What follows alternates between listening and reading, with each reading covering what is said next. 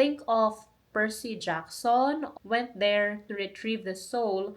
If you will analyze the characters, she knows what she's getting into. It captures the complexity of being a woman. If you enjoy stories of messy, dark, and funny, almost next to Kite Runner. Hello everyone, I'm Jacquelyn and welcome to my Not Living Alone diaries, where I share a glimpse of my life as a wife and fur mom. And for today's video, I would like to share the books that I read for the month of May and the books that I borrowed from a public library, and will be the books I will be reading for the month of June and probably July. So let's start. I have here my handy dandy notebook which contains my review for the 4 books that I finished for the month of May. Let's start with Katabasis. So Katabasis is about 2 graduate students, Alice and Peter, who went to hell or to the underworld. Think of Percy Jackson or Orpheus who went on a quest to the underworld. But Alice, the main character, is not your typical hero. She did not do it to save the world or for the good. But she and Peter went there to retrieve the soul of their professor so they can get his recommendation letter to get a job after graduating. However, the novel is not just about that. If you will analyze the characters, they represent different themes. First, Alice is, for me, an unreliable protagonist. She is smart or intelligent, but her morals are questionable, or at least in the beginning. It goes to say that not all intellect people, in this case academically, are also smart or knows the difference between right and wrong. She is also driven by her personal and selfish motives. Second, Peter is the supporting character who represents privilege. Without learning his background, he is painted as the favorable counterpart of Alice. He is effortlessly smart, likable, and funny. Things are handed to him easily, unlike Alice. But again, this is before I have learned his background or his backstory. When he thought that there is something between Professor Grimes and Alice, he assumed that their professor, only works with Alice because he benefits from it and not because of Alice's capabilities. Next is Professor Grimes, who is the systemic villain. He uses his authority to take advantage of the people under him. He uses it as an excuse for his behavior, his temper, his way with words, his treatment of others. And lastly, Professor Mary. Even though she was only mentioned a couple of times in the book, I find her character intriguing. She was given a reputation of spousal hire, that she was only hired because her husband is a reputable faculty and not because of her capabilities. So naturally, she advocated for feminism. But when Alice came to her for help, support, and guidance after what happened to her, she, Professor Mary, put the blame on Alice, telling her that she knows what she's getting into. Her reasoning was Alice was not a supporter of her advocacy, thought of herself different and highly compared to the other female students, faculty, and basically most of the female characters in the story. Overall, for me, the novel is a good exercise of one's morals, beliefs, and principles. I also realized how judgmental a person can be, including myself, when one doesn't even know the whole picture. The only thing I did not like about the novel is how draggy it can be. In retrospect, it could be a mirror of the main character's time in hell. Next is The Wedding People. So the story is about Phoebe, who just finished her divorce after finding out her husband is cheating. She decided to check in to the hotel she's been telling her husband and take her own life using their cat's antibiotic.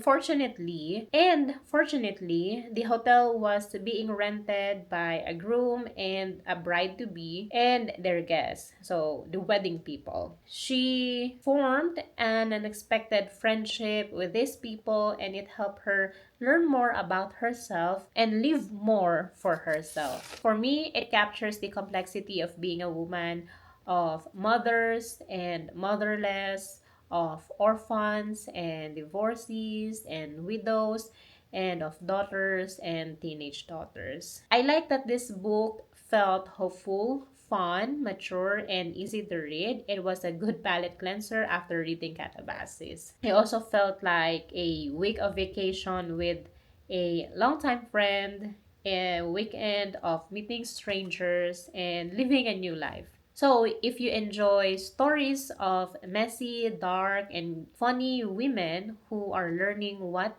they want and who they want to be, then you might love this book. The third one is Crying in HMart.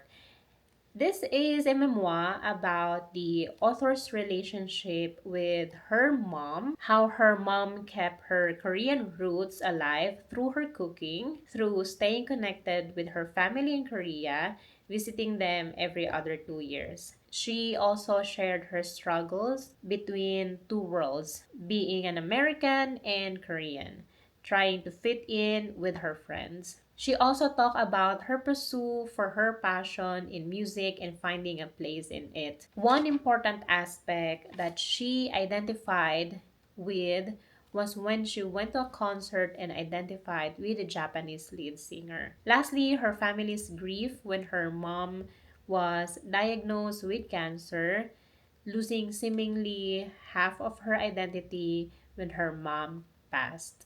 I would say that Crying in HMart is now one of my favorite books, even um, one of my 5-star rating books, almost next to Kite Runner, which I know might sound wild since those two books are so different from each other. Lastly is A Little Life.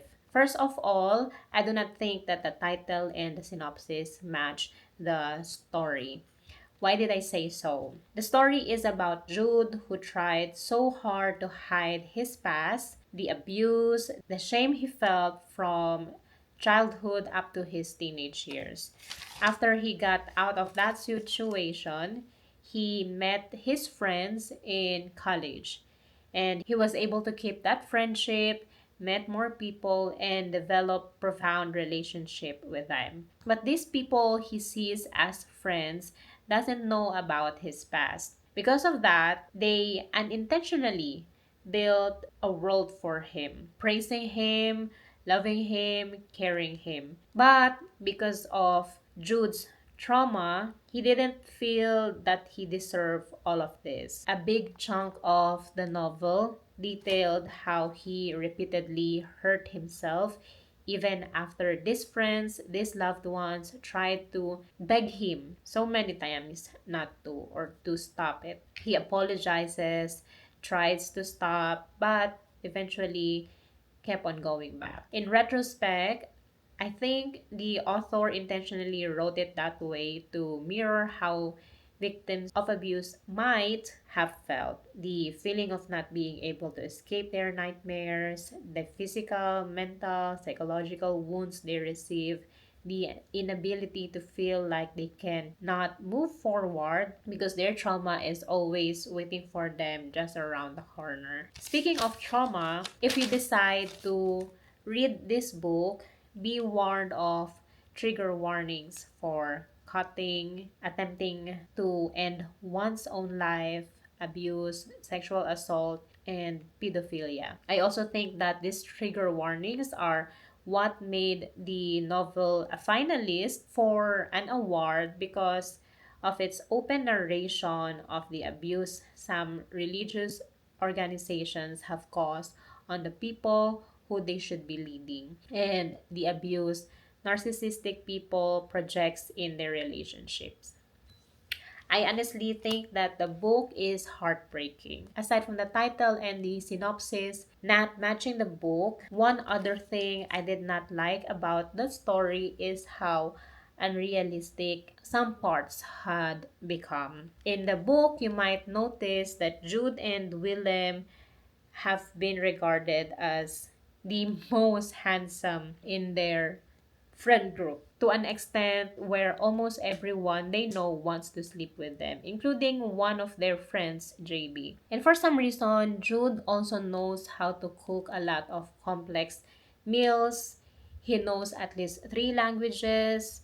Aside from being one of the top lawyers, he is also a math genius. He also plays the piano and sings very well. All of these things I would assume that he learned while he was in the monastery where he grew up until he reached 9 years old. Do not get me wrong, I do not envy Jude, of course. I just did not think that those scenarios where the author showcase his skills are needed. One example is he had to sing for one of the court judges as a part of his internship or his application. Now, let's move on to the books that I will be reading for the month of June. I have at least three or four, I think three memoirs here, one nonfiction, but I wouldn't categorize it as a memoir, and six fictions.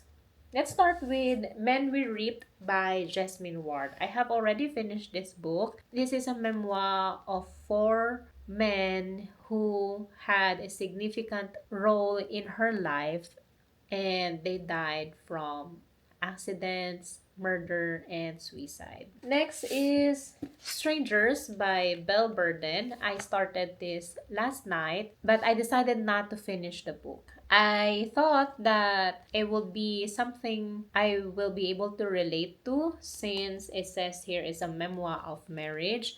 But after reading two chapters, I do not think that this is for me. For me, this is a memoir of rich people's messy marriage. Next is Educated. On the back of the book, it says it's a memoir about a young woman who kept out of school but goes on to earn a PhD from University of Cambridge. Next is For Brown Girls with Sharp Edges and Tender Hearts. This is not a memoir, but this is not a fiction. It is a love letter from the author for brown girls, sharing her experience and how to face the world. I will give you a better review once I finish reading all these books. Next is This Motherless Land. Based on the cover, it's a stunning reimagining of Jane Austen's Mansfield Park. Next is All Adults Here. From the blurb, it's about Astrid, the main character, and her now grown-up children. Next is Banyan Moon. This is a novel about three generations of Vietnamese American women revealing their families' inherited burdens, buried secrets, and unlikely love stories. Next is Lil B. This is also a fiction on two women who collides one fateful day, and one of them made a terrible choice, a choice that no one hoped to face. Then years later, those two women meet again, and the story starts there.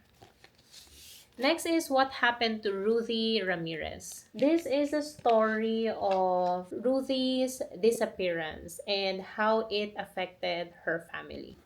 And lastly is The Cemetery of Untold Stories. When I first saw the title, I thought it will be a horror, but it literally means a cemetery where the main character is going to bury her untold stories, at least based from the cover. So that is all. I would like to share more of the books once I finish them, maybe at the beginning of June or at least half of these books. And also, I'm thinking of doing at least one sit-in video at least once a month so I can practice my speaking skills. I think it will help me in the future once I start getting interviews from jobs that I'm applying to. So that is all. I will see you next week. Bye!